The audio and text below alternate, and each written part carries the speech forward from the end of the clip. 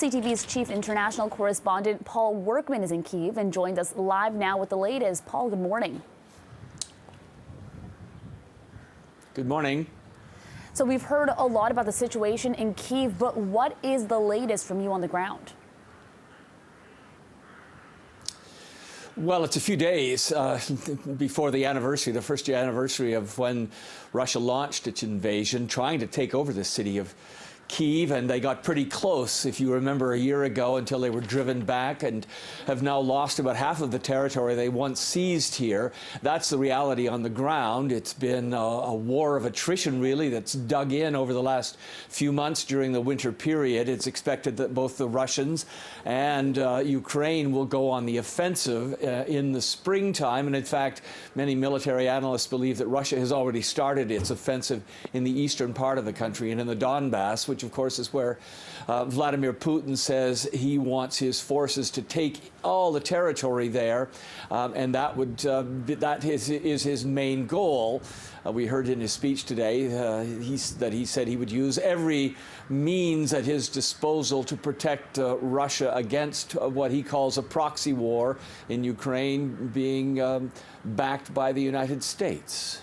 And the U.S. has been a big player, of course, in supporting Ukraine with Biden's latest visit. Have you seen any improvements, especially considering the upwards of $50 million additional dollars, or billion rather, $500 million, that he's looking to give to Kyiv?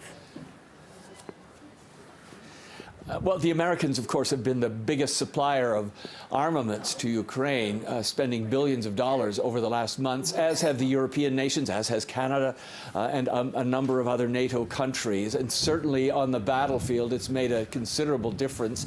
Ukraine is now, of course, waiting for tanks to be supplied, to arrive here, supplied by Germany and other Western European nations. It's also asking for jet fighters, and it believes all of this kind of military equipment can make a difference on the battlefield, and that they would be able to, at that point, push Russia back into Russian territory, which is their goal in Ukraine. It's been about a year, of course, since all of this began, and a lot of countries have been supporting. We know that Kyiv is still very much in control by Ukraine. They haven't really lost any ground there. But how is it looking outside of the capital city? How is morale? How is efforts?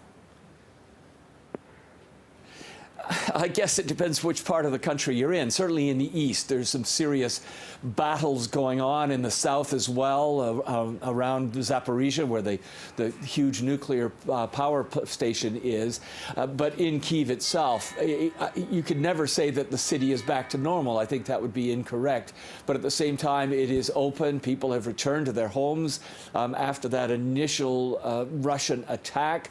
People speak quite openly about not being afraid of Vladimir Putin, of what he can do anymore. And I think that's a sign or a recognition of how well the Ukrainian forces have done in pushing the Russians back, in stopping their invasion. A lot to look forward to in the spring. CTV's chief international correspondent Paul Workman in Kyiv. Thank you.